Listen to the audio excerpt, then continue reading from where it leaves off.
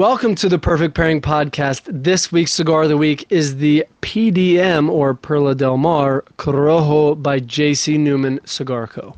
But before we get to that, if you don't know us, my name is Chris, and I am the whiskey expert and the cigar noob. And I'm Adam, and I am the whiskey noob and the cigar expert. And today we're finding the perfect pairing between three different whiskeys to go with this Perla Del Mar Corojo cigar, which I have never had before, and I'm excited to get into, actually. Corojo, so let me see how much of a noob I am here. Corojo is usually a punchier flavor where it's got like a good amount of sweetness but also a good amount of punch. Is that correct? I would say punch is a little bit of a harsh word. I would say spice. Okay, that's kind of the word I would use, but not a harsh spice. And it may be like in the whiskey world for me, when I say rye, I think harsh, but it's not necessarily harsh. Sometimes it's just spicy, right? Yes, good to know. That's exactly what I was going for, was like your rise of cigars, basically. Okay.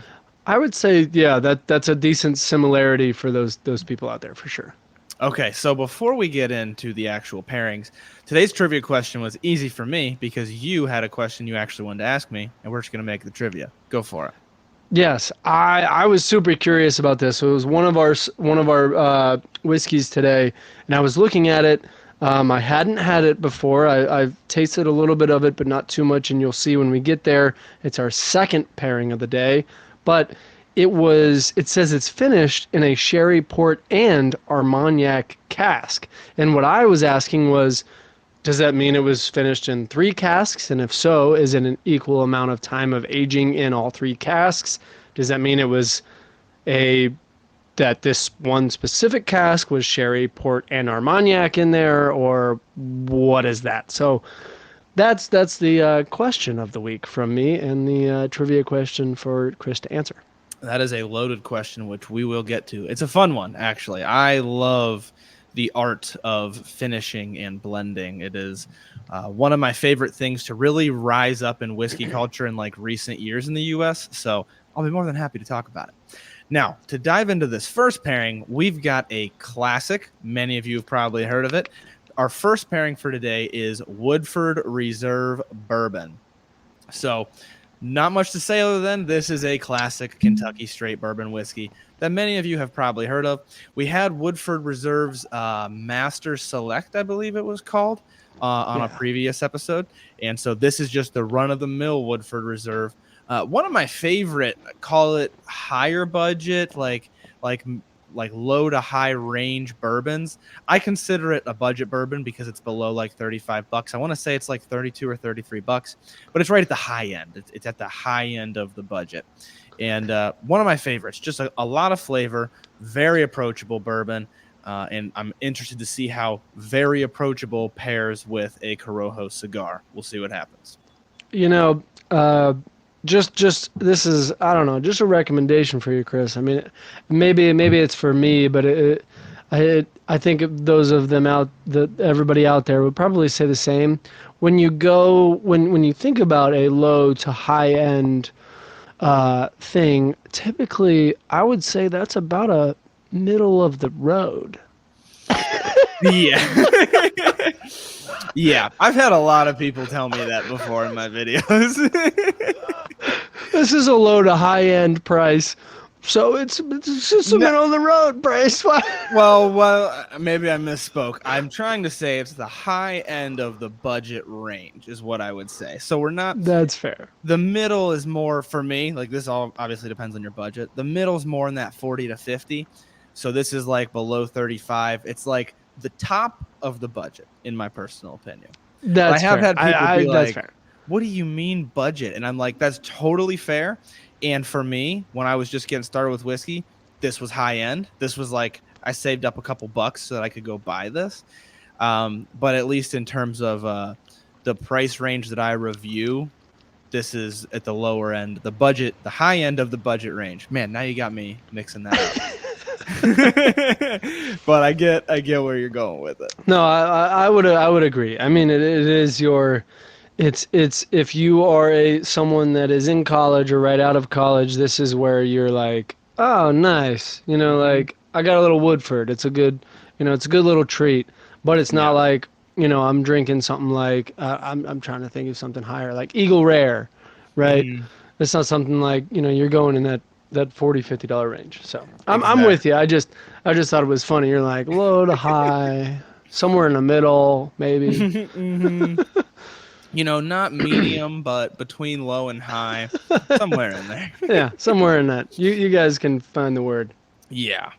All right. I actually haven't had just plain Woodford Reserve in a while, and I am enjoying it. It is, for those who don't know me and my side of things as much, budget bourbons are really where I got my start on social media. That's what like took me from a guy making videos to a guy with a following, was a bunch of budget bourbon reviews, and Woodford is a solid one. Woodford Reserve is a great one. This pairing, though, just being able to go back and forth here in the beginning is not as expected for me. I'm a little surprised. I can say I've had this Perla Del Mar Corojo a lot. And I'm talking like I've had probably over 50 in my life. Like I've had it a lot. Me and JC Newman, we are tight buds. They were one of the first companies I ever worked with about 3.5 years ago. Um, and I loved, they were one of my favorite cigar companies before I ever even started making cigar content. Okay. Their Diamond Crown Robusto number 5 or 4, I believe, was one of the first cigars I ever had. It was one of my dad's favorite cigars all time, for a while. So like I've had this cigar so many times, started smoking it, and it was such a pleasant surprise. I felt like it had a little bit more oomph to it than I was expecting. Um, and I was like, oh, okay, this thing's playing. This cigar is gonna have a real good lineup here. And then I was almost a little bit disappointed. I'm gonna be honest, right off the bat, I was a little bit disappointed. I feel like it didn't play with this Woodford. Sorry, off the bat, but I think I just got to keep going. I don't know. I don't really know what's going on here yet. What about you? Okay, so I can't really speak to the cigar because we're in the opposite situation. I've had a lot of Woodford Reserve in my life. I have not had a lot of this cigar. I think this is the first time I've had it. Um, Here's what I will say. Woodford has this unique note to it that is kind of like a vanilla sugar. If you're really have an open mind, a tiny touch of a banana, nothing crazy, but a little bit. And I felt that when I puffed the cigar and then came back to the Woodford, it brought out more of the bourbon and more of the oak. And I think that's the strength of the Corojo, bringing out the stronger notes in the Woodford. And so it made it a little bit more of like a bourbon-y bourbon, in my opinion, so far. But I'm also not familiar with the cigar, so I don't really know what's happening to that yet. I think that's true. Being able to experiment a little bit more. There's something going on. I definitely agree on the Woodford, and maybe that's why I was kind of a little bit uh, taken off, because the Woodford's always been so approachable for me. I've had Mhm. a good amount of Woodford, but I've never, not never, but I typically, when I have a Woodford, I'm not thinking about it because I had a Mhm. Woodford, right? Because I've had it so many times. Like it's one of those run of the mills. Like, no, I'm just Mhm. having Woodford. It's uh, I know this is way cheaper, but it's like Jack. Like I couldn't even tell you the flavor profile of Jack Daniels because Right. you just kind of have it, Hmm. right? And that's kind of the way. Since I don't come from the whiskey world, that's kind of the way I've always approached Woodford. Is like, oh well, this is gonna be a good time, but nothing crazy. I'm not expecting like, oh, this is crazy complexity. Oh my gosh, I'm super excited about it, but something I'm gonna enjoy.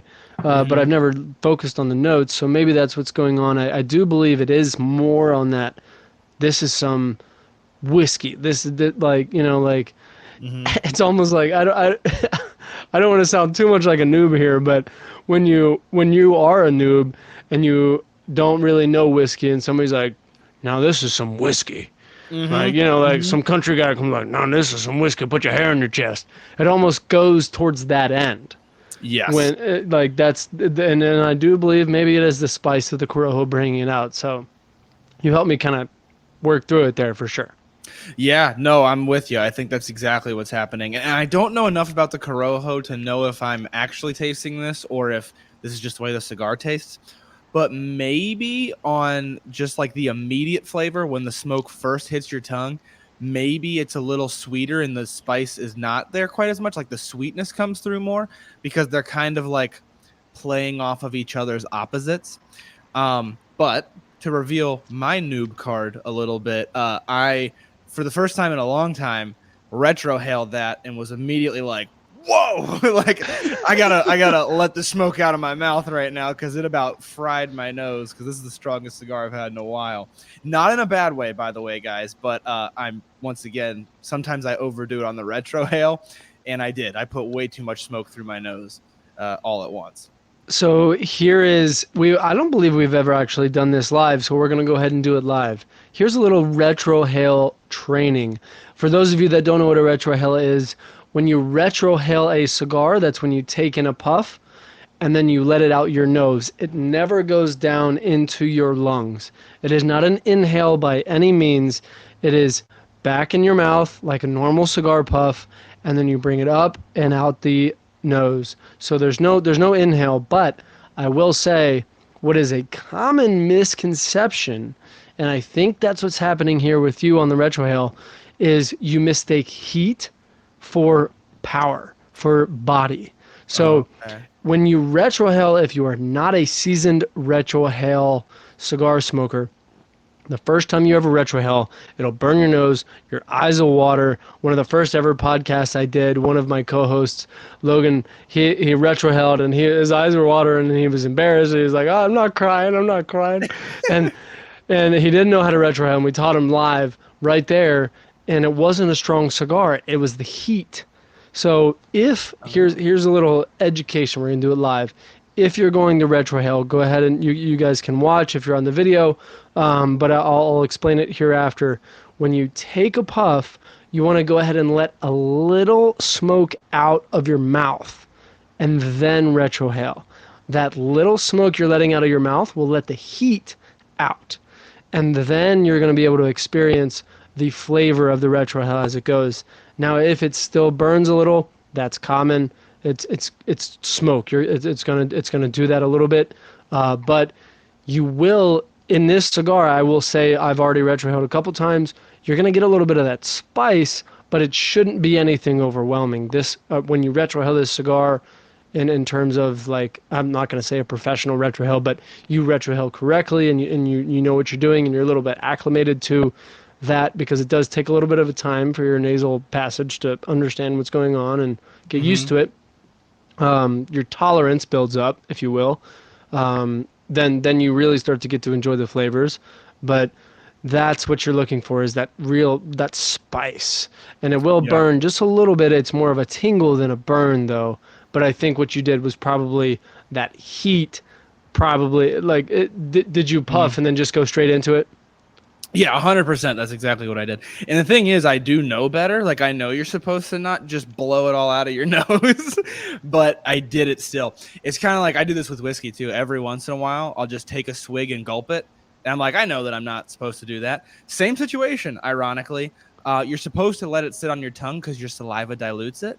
So if you just gulp it, it burns a lot, usually. And I did the equivalent with a cigar where I just puffed it and blew it out my nose, and I was like, whoa, and it burned the crap out of my nose. Yeah. Quick fun That's a good fact, point, though. Yeah. And quick fun fact about that before I pivot to the next whiskey. Retrohaling your whiskey, not the actual liquid, guys, but the fumes, it'll bring your tastings to the next level. I learned that during dry January because I couldn't swallow the whiskey. I was spitting it out for all my reviews. And so I had to get really good at whatever I was doing with the whiskey while it was in my mouth. Retrohaling the fumes will take your tastings to the next level because your nose is way more powerful than your taste buds. So yeah, and that's really where the taste comes from, which is why if you have a stuffy nose or COVID, right? That's where the COVID taste disappearance came from. is your nasal passage is blocked. You know, that's how it was kind of came about. But I did say I was going to do it on the video, so I want to make sure for those people watching, they Yes. can see the retrohale. So I'm going to do it real quick, but you can go ahead and introduce the next pairing. While those of you watching, I'm going to go ahead and do a retrohale so you can pay attention to me and listen to Chris. Yes. So our next pairing is Wheel Horse Cigar Blend. We have yet another cigar blend on the show. Based on the track record of cigar blends on this show, we're 1 for 1. So I'm really excited to try another cigar blend. So this is a bourbon whiskey, which is then finished in sherry, port, and Armagnac or Armagnac or Armagnac. I honestly have no idea how to pronounce it. Casks. So those 3 types of casks. And I believe Armagnac is a type of brandy, if I'm not mistaken. So with these finishes, you'd expect a lot of fruitiness, but you're going to have the backbone of that oaky, sweet bourbon with a little bit of spice underneath it. Really excited to see how it interacts with this cigar. I'll just be transparent here. I loved this whiskey when I tried it because I try all these to figure out what cigar I want to pair them with. I'm a sucker for a port finish, and port is one of the 3 finishes that this whiskey has. So I'm a sucker for this whiskey so far. And yes, for everyone that was in the listening mode of Chris and watching me, I did ash all over myself. I didn't even see it. I missed it. I literally was like, all right, here, I'm going to go ahead and do a demonstration. And I went and took a puff, and it just went right on my lap. Oh. And I was like, okay. And I went 1, just so everybody was out there. I went 1 because I was like, I'm going to do this one more time. So you guys get that you're not supposed to ash on yourself right before you retrohale. That is not a part of that sequence. It's not required, although it does happen often. Mm-hmm. Yep. And a common thing that I get in a lot of my videos, especially the most popular video that I have, I don't know, it might be close to like 40 million views at this point, but it's my most popular video to date, is my Ash Fails video of 2022. And everybody was like, oh, he burned the shit out of himself. He burned the crap, like, oh my gosh, like burned a hole in his shorts. The ash doesn't typically burn. Mm-hmm. Especially if you're holding a long ash, most of it is not hot. Right. Now, I have ashed on myself where it'll make a small hole, like in your pants or something. So it does happen. So in case you guys are out there wearing your favorite pair of pants, just don't hold the ash. It's not cool. It's not doing anything particularly great for your cigar. Past like finger length, your index finger, like past your index finger, it's not doing anything for your cigar. Your index finger, it is doing a little bit for your cigar. It is mellowing down the heat on that tip of the cigar. So if I go ahead, like you see, I don't have a full finger, but it's already building up a little bit because I smoke fast, and this is a skinny cigar. But if I go ahead and ash, and then I show you, you can see the cherry. Right? You see it's red. If you see red, you typically want to sit. Let it sit. Let it build a little bit of ash on top so you're not overheating that cigar. We've talked about it already. If you overheat your cigar, you are going to ruin the flavor. But I want to go ahead and get into this pairing because I'm excited about it, because this was the question that I had for today's trivia question. So I'm intrigued to dive in. Well, I appreciate that monologue because I had some time to really appreciate this tasting. And boy, do I appreciate this tasting. Oh my goodness. We have had very good luck with wild finishes and cigar pairings. And that was actually, I did an episode of my podcast, Whiskey Noobs, about everything I learned so far doing the Perfect Pairing podcast. And that was one of them, was wild finishes tend to go pretty well. They either go really well or really bad. And if it's really bad, you just need a different cigar usually. We got the right cigar. Let me tell you something. I don't want to bias you. I don't want to implant anything in your mind while you're trying to think about this. So all I'm going to say right now is that I am floored by the pairing. What I will say, should I reveal it? I'll reveal it. I think maybe it's an antagonistic pairing, but a really, really, really good antagonistic pairing. So that's what I'm getting so far. This cigar completely changed. Right. It's like a fully different cigar, right? That blew my mind. The Mm-hmm. spice is gone. Mm-hmm. The spice is gone. The first initial reaction when I went straight to the whiskey, and then I went back to that cigar. I thought candy. Yes. That's not. From a cigar, right? That's not an, and well, not even just, oh, from a cigar you got this weird candy flavor. This cigar doesn't taste anything like candy by itself. Mm-hmm. There's no essence of that at all. To where I'm almost like somehow this is like an ultra single whatever pairing or whatever, but like there's a flavor that came out of absolutely nowhere. I don't think the whiskey did it, so I don't think it's an ultra. I agree with you on the Yeah. antagonistic, unless you know this whiskey better than I do. Unless you think there's something came out of the whiskey that created an ultra pairing, which maybe now you got to go back. I But do. that was really weird. I agree, it was complex. I do believe. I mean, I'm looking at it because I just got to look at it. When you think about sherry, you think sweet. When you think about port, you think sweet. When you think about Armagnac, you think sweet. So I understand where the sweetness is coming from. It makes Mm. sense, which makes me also think it was aged in an equal amount of time in all three casks, because I'm like, there is so much sweetness that somehow is hidden in this whiskey that you don't really get a whole lot of when you drink the whiskey, but somehow it's hidden. It's a hidden flavor in there, and that cigar, it was like, well, I found it. I went in Yeah. the deep depths of this whiskey and I found that sweetness and I'm bringing it out. Yeah, that I'm so glad, because when I said antagonistic, I'm like, maybe I'm crazy and he's gonna be like, oh yeah, the whiskey changed. But that's exactly where I was headed, was the cigar was just fully different. The whiskey, I don't know that it changed too much, but I feel like we're dancing on the line of an ultra pairing, because the whiskey maybe didn't change very much at all, but the flavor from the cigar is almost something totally new. Like the whiskey has some of that fruitiness and some of that sweetness, but the cigar is, like you said, like candy, or I was thinking like dried fruit, like a Yeah. mix of raisins, or if you've had dried cranberries, like the craisins, like that, like just this fruity, sweet, not like a Fig Newton, because I've used Fig Newton before, but in that ballpark where it's just this really nice fruitiness to it. And the whiskey has a little bit of that, but when you combine it with the cigar, it's like this whole new beast.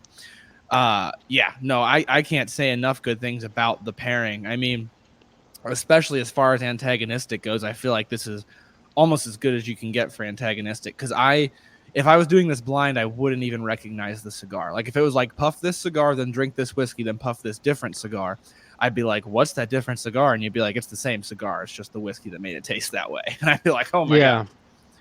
I 100% agree on that. I was kind of studying the whiskey here, staring at it. Aged 4 years, which I didn't want to read anymore in the back because I feel like maybe I would have answered my own question. But it is 101 proof, and I will mention, I don't know if you did, I can't remember because I was doing my instructions and also ashing on myself, but it Mhm. is a cigar blend. Yeah. So, that's something that may be taken into consideration here. It's a cigar blend, so they you have to think. We already talked about it. Cigar blend does not mean anything actually relevant. Yep. Actually, what I'll say is tangible. It doesn't Hmm. mean anything actually tangible. It's not like they took tobacco leaves and dipped it in the barrel before they aged it or anything like that. So there's no, actual tangible stuff, but they tried their best to make it pair well with cigars. That's part of the reason why we had it today for you guys. So Hmm. I will say Maybe that's why there's something really complex going on with the cigar. I would love to think, as a cigar lover, that when a whiskey maker makes a cigar blend, they're tasting so many different cigars, and they do exactly what we're doing here today, but Hmm. with several different cigars rather than different whiskeys, and they find that one whiskey that paired well with so many different cigars, or even made complex pairings and all of that stuff. And if they did that, well, Wheel Horse, congratulations, you did it. You found a great pairing. What I want to mention here at the very end, though, the Wheel Horse, in my opinion, is a little tamed on that Hmm. 101 proof. I Hmm. think it's a little bit more approachable, which is funny because, you know, when you look at how the cigar tastes in this pairing, you'd be like, well, this sweet cigar is going to make it this tame. But typically, this cigar wouldn't tame a whiskey. So this pairing, I'm going to say one of the most playful. That's the word I'm using for this pairing. This is one of the most playful pairings we have seen to date. Yes, definitely. Definitely. I think, at least from my perspective, this is the most I've ever seen a cigar change. And maybe that's a little bit my lack of experience. It's hard to tell if a cigar is really changing.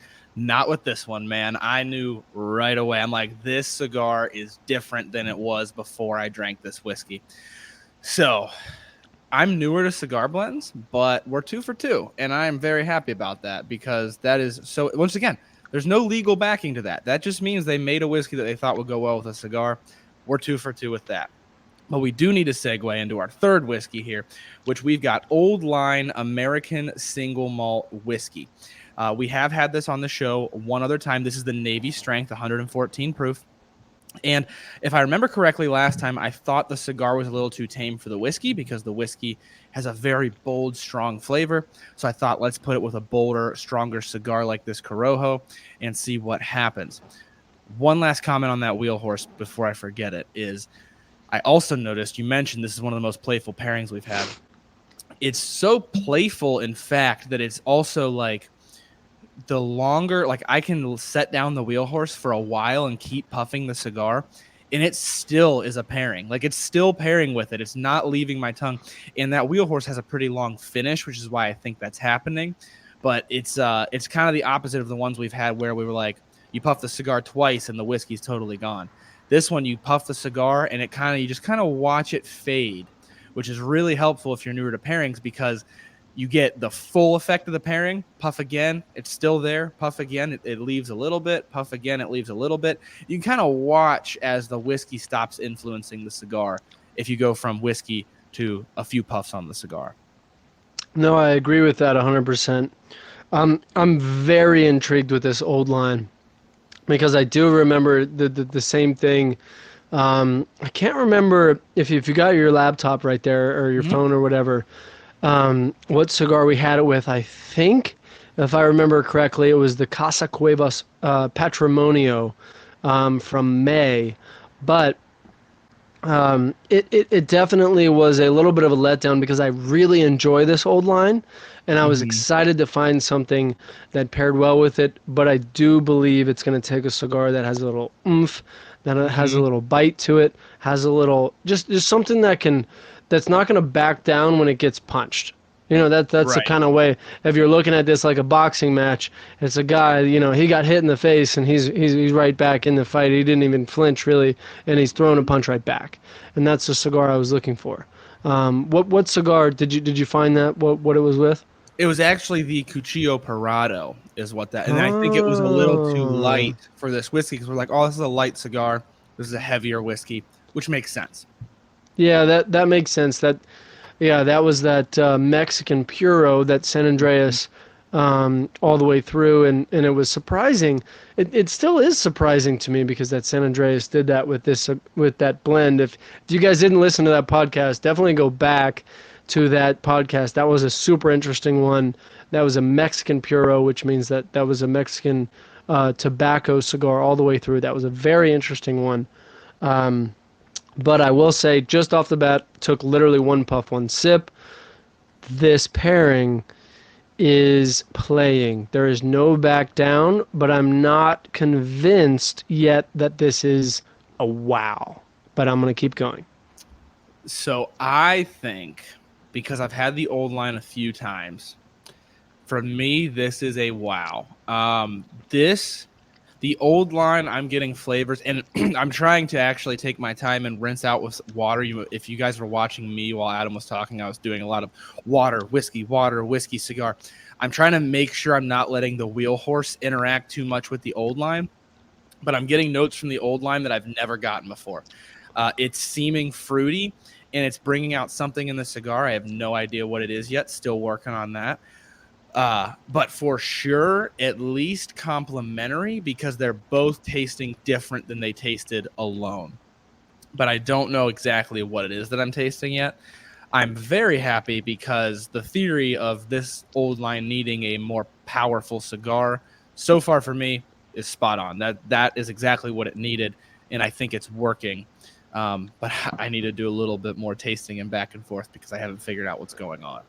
So going back as you were talking, going back and forth and back and forth, I definitely am changing my stance just a little bit. There is a lot more synergy is the word I'm going to use here between this cigar and this pairing. I think maybe the wheel horse was a little bit on my palate.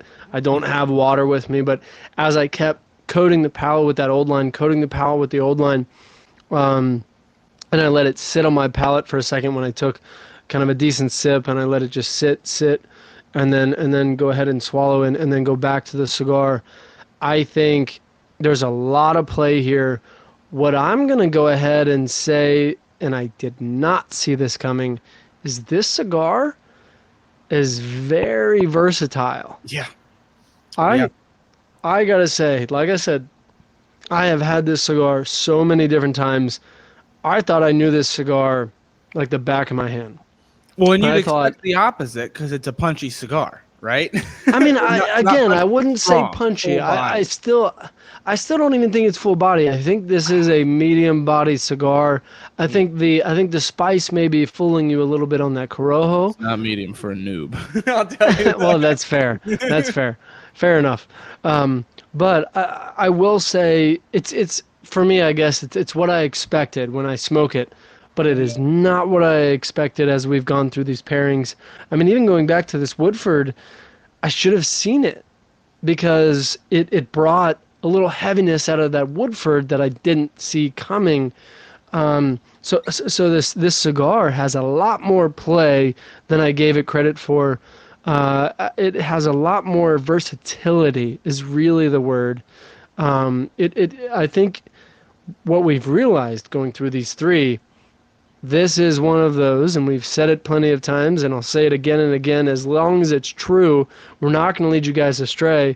Mm-hmm. This is a cigar that I think you go into a lounge, you grab it, you're going to find it very often because JC Newman is a very big cigar company in a lot of lounges.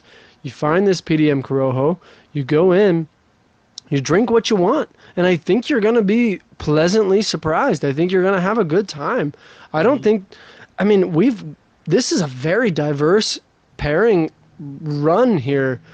I think you're going to have a good time no matter what you smoke with or what you drink with this cigar. That's my statement.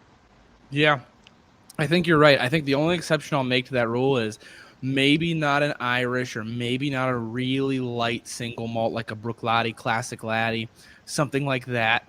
But most of the pairings you grab, especially because, like you said, we're covering such a big spectrum here. We've got Woodford Reserve, which is a standard bourbon, and then we've got Old Line, which is the opposite of standard. It is an American single malt, and it doesn't taste like a Scotch single malt. It's got a weird, woody, nutty flavor to it that I love. And across that whole spectrum, this cigar is going shot for shot with these whiskeys. So, going to be another hard one for us to rank. But I'm so happy with what happened with the Old Line because I thought it just needed something that had a little bit more backbone to it. Maybe backbone is a better word than punchiness, but a little bit more backbone to it that says, you know what, you're not going to roll over me. I'm going to actually interact. And I think we've got that. Now, that being said, I will roll straight into my rankings here. Before you get into that, I wanted to mention... I went back to this old line because there was a flavor profile that I was like, I don't understand. This old line that I knew in the Cuchillo Porado, and even before that, you guys can see I've had a decent amount of this bottle. This is the first ever bottle I've had, but I've had a decent amount, about a fourth. And I thought I knew it. But I was like, this cigar is really bringing something out. And I looked on the back, and it has this. I'm gonna do it here for the side cam. It has this wheel, if you will, of flavor profiles. Here, I'll do it for the main cam. This wheel for the flavor profiles, and I was looking at it, and I saw brown sugar, and that was the one. I went back to the cigar, and then I went back to the old line, and I was like, that's what I'm getting. That's what's hitting heavy. It's saying that the tasting notes is heavy on the brown sugar, it's heavy on the dried fruit, heavy on the cocoa, and a little bit on the vanilla. I think that brown sugar was really pouring out of this profile here. So that old line, this PDM Corojo, I think brown sugar was the answer for me. But go ahead and dive into your ratings. One last comment to that. I didn't even look at the flavor wheel. So now that I'm looking at it, brown sugar, spot on. One thing that I didn't used to get from the old line, and maybe I just need to review it in different palate conditions some more, was the dried fruit. And now I'm getting it. With this cigar, I'm getting it a little bit more, where I didn't notice it before. Super brown sugar heavy, oak heavy, those sorts of things. But I never really noticed the fruitiness, and now I am. And for that reason, I've gone back and forth on my rankings a lot. I'm going to be transparent with you. I don't have my ratings yet. I went to type them in, and I realized I have no idea what I'm going to put for my ratings. So I'll do my rankings instead, I think. This is really tough. This is really, guys, just I'll give Chris like 3 seconds to go ahead and give a thought, because this is really tough. I haven't even given, typically you guys know, at this point in the podcast, you guys know what we're going to pick. You guys are like, all right, they're probably going to agree on this, and they're not going to agree on that, and they both didn't really like that. That one didn't work. This one, these all three, at least in my opinion, I don't think I was blown out of the water for either three, but I also think for me personally, because I've had this cigar so many times and I was shocked. I mean, I didn't think there was a fruity flavor in this cigar or a sweet flavor in this cigar that existed. I always thought it was just on that chocolatey end, that Corojo spice. I was very pleasantly surprised in a good way, for sure. But I gotta say, I mean, these three are complex. They're diverse. This is a very tough rankings for sure. Yep, and I think my ranking's going to be a little bit of a hot take, but we'll see. And you know what? Maybe I need a hot take, because if we keep agreeing with each other, people are going to think we're scripting these things. So here's my hot take. In third, I have Woodford, which is still a great pairing. And I don't want to beat that dead horse. So I'll just say I have Woodford. It's a fantastic pairing. If you handed it to me, I'd be very happy about it. In second place, and I changed this one. I went back and I changed it, and then I went back again and I changed it. I've changed it like 3 times. In second place, I have the Wheel Horse cigar blend. And here's why. In first place, I have the old line. This is probably more specific to you whiskey lovers that are listening. The flavor profile that I got from the old line is one of the most unique whiskey flavor profiles I've had in a long time, specifically with this cigar. The old line by itself, I've had it, and it has tasted a little bit like some American single malts I've had before. With this cigar, it brought out some weird dried fruit, interesting notes that were like nothing that I can really say I've had. But then the thing that put it over the limit, the thing that for me pushed it beyond that, was that the cigar with the old line tasted, this is fully biased, tasted a lot like my ideal flavor profile. I was getting a good amount of that spice, but also a good amount of that brown sugar, the cocoa, the leather, a lot of things that I really like. So it was almost like the pairing just came together to make a whiskey and a cigar that I personally, with my biased subjective opinion, really enjoyed. And so that's why I'm putting Old Line on top. Okay. It's really tough. This one's really tough. They're all What I'm gonna say, and I think I already kind of have stated it, so I won't try and overstate it, but it was a pairing experience that was eye opening. That's the word I'm gonna say for the entire podcast for me. But third place, I've got the Woodford. So I agree with you on that end. I think the Woodford, it just didn't do what I wanted it to do. There wasn't enough play. Um, I don't know. Maybe it was the fact that I know the cigar and I know the Woodford, and it just. But I think what I went back to really, I went back to the Woodford and I was a little pleasantly surprised when I Hmm. went back. But I went back to my initial reaction, my pairing when we first had it, when we had kind of a clean palate, and I wasn't super happy with it. And that I was just like, I can't ignore that because that's what you're going to do when you go to a lounge. You know, it's going to be a Friday and you're going to get off work at 5 and you're going to go to a lounge at 6 and you're going to order a Woodford and you're going to be meh. Hmm. And that's not what I want. So that's ultimately why the Woodford ended at last place here, but it was pleasantly surprising as I went back through. But I've got the old line in second, but I will say it was a very, very, very close first here. Not here's what I want to mention. Not because I think there is a three lineup. We could do this whole pairing again right when we go off camera, and we could do three different whiskeys that I've got behind me, and I know you've got somewhere for sure. Um, and I think there's room to improve, and Hmm. that's why I've got the old line second and the wheel horse third. That wheel horse, I loved the play. I've talked about it a million times. I love complexity. That's why I picked it as number one here. Is I love that complexity. Yep, I totally see where you're coming from there. I had a suspicion that was what was going to happen with the pairings or with our rankings. And I totally agree. That's one thing I forgot to mention, so I'm glad you brought it up. When I went back to the Woodford, I was pleasantly surprised by it. I thought it was a more enjoyable pairing than I thought initially, but I do think the cigar has a little bit too much for the Woodford. The Woodford's only what, about 90 proof. So I think it just needs a little bit lighter of a cigar to pair with. So to roll right into my ranking of the Woodford, my rating of the Woodford rather, I put Woodford, and this might be a little bit higher than what you put, and that's totally okay. I put it at a 7.5 because I agree with you that it's a little bit meh, but it's also good. It's kind of like in the last episode I had mentioned, I'm not getting anything bad from it. It's sometimes you have where the cigar and the whiskey they just trample over each other and it's just clunky and it doesn't taste right.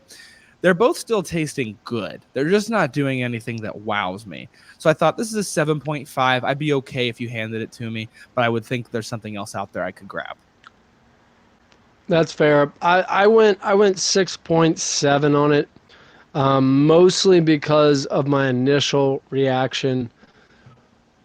And again, I think where I'm going in my head with these ratings, very specifically, is the room for improvement.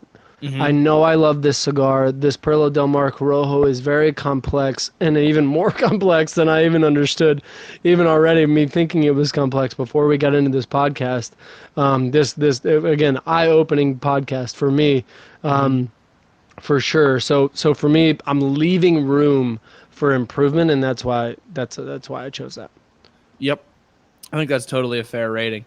And also, I don't know much about this cigar, so I could see that also. I've done that with my rankings before with the whiskeys, where I've said I know this whiskey so well, and I know that it could do better with a different cigar. So that's totally a fair rating. Now, when we get into the wheel horse in the old line, I had the wheel horse next. I'll say both that way because we had two different rankings. So I had the wheel horse at 8.9 and I had the old line at 9.0. I know those are huge numbers. But hear me out. The wheel horse brought out flavors that I have never gotten from any cigar, let alone a Corojo. And then the old line, as I mentioned, for me personally, it made the two taste like the best versions of themselves. The old line tasted like the best version of the old line, and the cigar tasted like the best version of the cigar. So I put it right at that point where I don't know if I would reach for something else. It'd be real. It's at 9 flat, which is like, it'd be really tough for me to. It's kind of like that menu item at your favorite restaurant that you get every time you go, and you're like, I know I should try other things, but man, I just love this so much. That's where that pairing lands for me. That's fair. I just went a little bit more wheel horse, a little bit more old line. Just trying to nail it down because it's tough. Again, for me, it's the room for improvement, and I feel like there is room for improvement on this cigar side.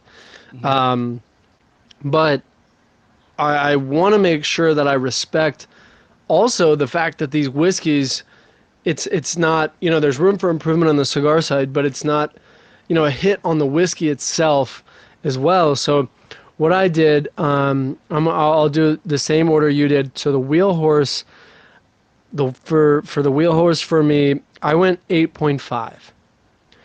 8.5. I love the complexity of it. There's plenty of room, from 8.6 to 9, 10, all the way. Like, I got 1.5 to play with as many different pairings as I can find. So I think there's plenty of room for improvement in an 8.5. The old line for me, I have right at 8.4. It was really tough. I loved the finish, but I couldn't forget the beginning. I loved when I found that brown sugar flavor. I really loved, and that brought it, honestly, for me, from an 8 to an 8.4. When I found that brown sugar flavor, I was like, oh, okay, this is really cool. This is really cool. But I think, and honestly, I'll just say, guys, because obviously these ratings, these rankings, it's very in the moment. It's also very subjective per person. It's something that we're trying to give you guys a little bit of a gauge just to work off of. This is not a absolute truth rule where we're like, well, I said 6 point, whatever for this, and you said 8 point whatever for this. So we're, like, this is something that we're just trying to gauge. And for me, I loved that revelation of that old line, so I went 8.4 on it. Yeah, no, I think that's a totally fair assessment, and I think it really demonstrates. I've had this with whiskey a couple times, and I think this is the first time that we really see it with the cigar, where I've said before, I know this whiskey, and I know there's room for improvement with the pairing. And you're saying the same thing with the cigar. You know the cigar really well, and you could see a better pairing happening, which brings the point. This is a great one to talk about on the Discord. I mean, this is like what the Discord is made for. If Adam and I are disagreeing on this, that means there's some complex stuff going on here. So I would love to hear your guys' opinions, especially if you're smoking alongside us, or if you just have experience with these. Let us know what you think, because this is a tough one. This is one that we went back and forth a lot. You probably noticed if you're watching the video version, every time one of us stops talking, the other one's like, oh, let me put down my cigar and my whiskey real quick because I'm trying to figure out what's going on here. It's a complex pairing. So, no, yeah. I'm not mad about any of that. This is a tight race. 100%. And no, that actually, that I love that point. That is the purpose of the Discord. We're two people, guys. The palates are so different. Everybody's flavor profiles are so different. We don't want us to be the standard. We don't want to say this is 8.3 and that is what the world should believe. We want you guys. That's why we created the Discord. We really want interaction. We really want that community rating to build way more credibility than our ratings ourselves. So please, if you found better pairings, if you thought that Woodford was a 10.0, let everybody know so they go ahead and try it. Or if you found something we didn't pair today, unfortunately we can't pair 20 at a time. Otherwise, Chris and I, we wouldn't be able to even get to bed from our podcast studios. So we can't do 20 at a time. So we do the best we can to open the door, and then you guys can go ahead and expand from that. And on that point, if you weren't able to smoke this cigar with us, make sure you're in the Perfect Pairing Club so you can smoke these cigars with us. We send them to you every single month. It's a subscription. It's $20.99 a month. You guys are getting 4 to 5 cigars depending on how many Mondays there are in the week. So each cigar of the week starts on a Monday. Depending on how many Mondays there are in the week, that's how many cigars you guys are going to get. And Mondays of course, because every week does have one Monday. Sorry. Yeah. My bad. Yeah. My bad. No, but I'm yeah. with hey, too many whiskeys. Pairings today. Okay. Too many whiskeys. But yeah. To thank you guys, we're gonna give you 100% off. No, correctly. We're gonna give you 10% off of the Perfect Pairing Club. So you guys use the code PPP10, Perfect Pairing Podcast. Right. That's where PPP comes from, not the COVID loan. But Perfect Pairing Podcast 10, PPP10, and you guys will get that 10% off. Chris, man, this was an interesting one. I'm excited for the next one, and we. Oh yes, I need my answer. I need my answer of this wheel horse. All right, I'll try to make it brief. I could do a long talk about this, but I'll make it very brief. So, to be very brief, the question is: this whiskey is finished in sherry, port, and Armagnac casks. Is it for the same amount of time? Is it 3 different casks that are then blended? Is it one cask that once held all 3 of them? The answer for this whiskey is that it is 3 different casks. It's a sherry cask that is holding a bourbon, and then an Armagnac cask that's holding the same bourbon, and a port cask that's holding the same bourbon. And they blend those together. They don't say how long, at least on the bottle, they don't say how long each of those finishing processes are. They could be different. They could be the same. So one could be for a month, one could be for 6 months. We don't really know. But that brings up a good point that when you see that on a label, a lot of times you want to do deeper research into what's going on because it doesn't always reveal everything. What I will say is with this one, it's 3 separate casks, and they don't say how long each one is going for. That's where the art of the blending really comes in because you got to say, okay, how much of this one do I want? It doesn't need to be equal thirds. It could be 10% this, 5% that, quick math, 85% of the other thing. We don't know. Maybe they have it on their website. I don't want to say that they don't, but just not on the bottle. That being said, the last thing that I will say is sometimes you will have the other side of that coin where it is a cask that held this and then held this. We had that with the Maker's Mark Masters Select. I believe it was a cask that had bourbon and then had red wine, and then they aged the Masters Select in it, or vice versa, something along those lines. But it'll usually say something like that. It'll say like a bourbon cask, which was used to age red wine, and then we finished our bourbon in that. So, loaded question. There's a lot of possibilities, but with this one, the case is 3 separate casks, which they then marry together to make the flavor profile that they want. Well, that's good to know because that definitely is a decent, a pretty good guess of what I had. I figured it wasn't the same cask. I figured that because of the wording, sherry, port, and Armagnac casks, it's plural. So I was like, all right, I figured that. But the real question was probably the time, but it also reveals, like, I've been working in the cigar industry for a long time, and you guys, if you haven't known that I am now also cigar maker. We make cigars. You can barely tell here on this right here. That is a box we released with Dennis Rodman.